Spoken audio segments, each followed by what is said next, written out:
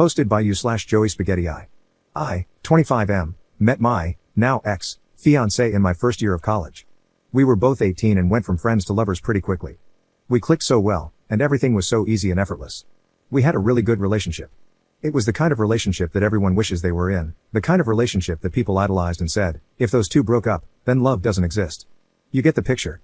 For the purpose of this post, let's call my ex Ashley. Ashley was everything I was looking for in a woman: funny, smart, attractive, down-to-earth, and family-oriented. She wanted to build a life together. Our families grew close over the course of our relationship. It was like we were already one big family before even getting married. As planned, I popped the question a year ago, not knowing that this would change everything. She said yes, of course, but things started to change. Slowly but surely, over the months, she became more distant. I tried to ignore it and chalk it up to nervousness, cold feet before taking the big marriage plunge. I should have trusted my instincts. She always went out with her group of friends on the weekends. I've been on these outings before. Usually, it's clubbing and drinking. It's not my scene, but I trusted my girl, so I had no problem with her going without me. These outings became much more frequent after I popped the question. I tried to ignore my gut feeling that something was wrong. I should have listened. Last week, I got a text from one of her girlfriends. She said she felt super guilty about what had been going on. According to her, Ashley had been worried about getting married. She felt that she hadn't had a chance to explore other options, and the prospect of getting locked down for life made her really anxious. On these outings, she would frequently flirt with guys, dance with them, grind on them, and make out with them, to get it out of her system. Since she wasn't going all the way with them, she didn't consider it cheating. According to the friend, she also gave one guy slop top in the club bathroom. She sent me pictures and videos from some of those escapades. My heart sank. I felt like I died that day. I thanked the friend for telling me and asked her to keep it between us. For me, any form of cheating is a big no-no. I knew it was over. What makes this worse is that I have a past with cheating. She knows about my high school ex who cheated on me, and being a stupid teenager, I tried to end it all. This just makes the whole situation cut even deeper. She knew how much hurt she could cause and still went ahead with it. I wanted to crawl into bed and cry for a month. I wanted to be weak. I felt weak. I decided I would give myself the chance to mourn and cry over this after I protected myself. My fiancé and I share an apartment that we both pay rent for 50-50. I decided to take 2 days off work and covertly started to move my things out to my brother's house across the city. He knows about everything and immediately offered his place to me. The first day, I moved non-essential items out. When Ashley got back from work, she made a comment about it, but I brushed it off by saying I sold some stuff and took some more things to a storage unit to tidy and clear space in our apartment. She didn't question it. I was furious inside about everything I had found out, but kept cool to avoid suspicion. She noticed I was a bit withdrawn, but I told her I was just tired and stressed from work. The second day, while she was at work, my brother and his wife came over to help me pack everything else, and I was fully moved out by 3 p.m. that day. Since then, I have avoided every single form of communication sent by my ex. I have completely cut her off. I refuse to talk to her or her family. I don't even want to confront her about what happened. She came home that day and saw everything was gone. She texted all my friends and family, who in turn texted me, but I only responded to my parents, who are fully behind me and my decision. Her family and friends are blowing up my phone and saying that I'm a jerk for leaving without a word. They've even been blasting me on social media. I don't really care. She knows what she did. To me, she is dead. She doesn't exist. Because of all this backlash, my brother and his wife are now also questioning if it was right of me to completely ignore everyone. This has caused me to doubt myself a bit, so here I am. Update 1 day later.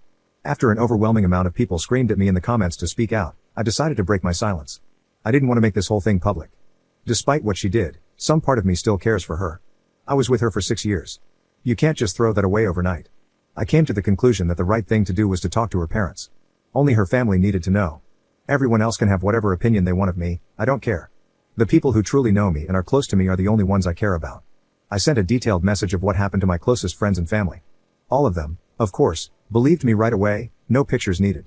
I didn't feel like it was necessary or appropriate to spread those pictures of her, so I didn't. Now that the people I cared about were sorted, I moved on to her parents. I messaged her mom, who, by the way, I had gotten so close to I considered her a second mom, and she considered me a son. She was very upset with me but agreed to meet up. I felt like this needed to be an in-person conversation rather than a nuke I drop in an email with everyone they know CC'd. I met her mom and her dad at a diner we used to frequent for breakfast. I know, so cliché. It was quite emotional. They were understandably upset. They didn't do anything wrong, and I cut them out of my life like nothing happened.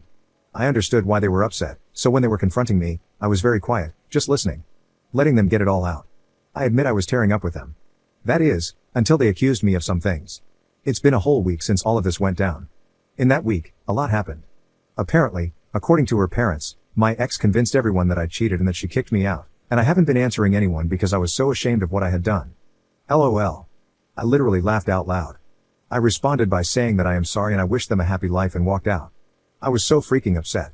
I couldn't have even imagined being accused of this. What a freaking joke. I can't believe her parents would believe her and throw me under the bus so fast.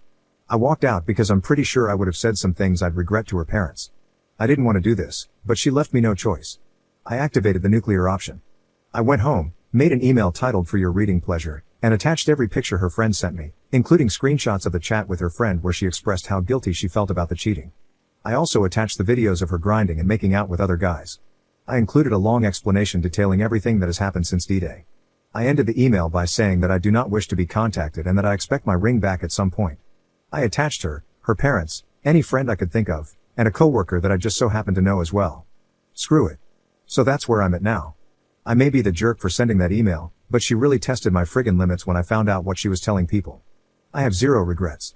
Currently crashing at my brother's place on the pull-out couch. He's helping me get through this, as much as one can, I guess. Who knows what kind of fallout that email will create. Either way, I'm gonna sit back and relax. Second update 2 months later. I wanted to take a quick moment to thank everyone who reached out to me and offered kind words of support and advice. The reason it took me 2 months to come back here and write an update is that so much has happened in such a short span of time that even I'm having trouble processing it. The fallout after I sent that nuke of an email was catastrophically hilarious. My phone was blowing up with my ex's friends and family asking me tons of questions. Before I sent that email, everyone was under the impression that I was a cheater and had been kicked out. That email not only cleared my name, but it also basically turned everyone against my ex. Rumors of what happened started circulating at her job. I attached one of her coworkers to the email, if you remember from my last update. Apparently, she couldn't take the embarrassment and ended up quitting. Her parents were less than impressed and refused to take her back in. They reached out to me and apologized for the way things went down. They recognized that they didn't have all the facts and judged me too quickly. I'm cool with them now. They told me that my ex was struggling to make payments for her half of the rent. When I covertly moved out, I contacted our landlord and explained the situation. We only had 3 months left on the lease, so I paid my half for those 3 months, so I'm in the clear.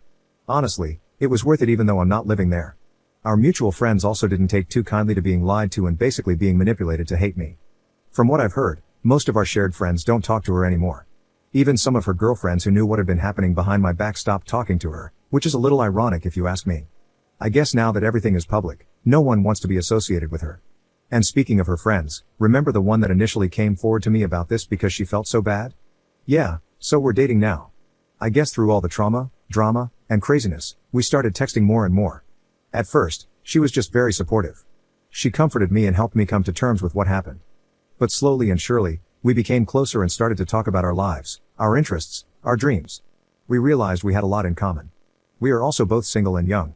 We kind of just fell into it naturally. She's honestly so great, very kind and loving.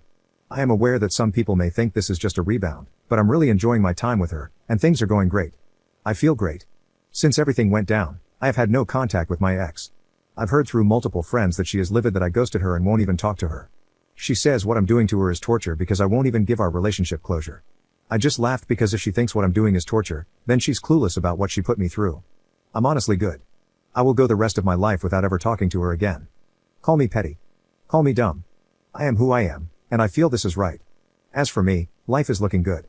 I'm dating an amazing girl. I've gotten so much support from my family and friends. It's nice to see who the real ones are, you know, the ones that actually stuck with me throughout this whole ordeal, and best of all, I feel like I'm really moving on from this whole thing. Hope this update gives you all closure. So many of you messaged me needing an update. It just took me a second to gather myself to be able to write this in the midst of all this craziness. Take care, everyone. Op in the comments. I did get the ring back. I had to threaten legal action. My ex was stubborn, but I ended up getting the ring back through her parents.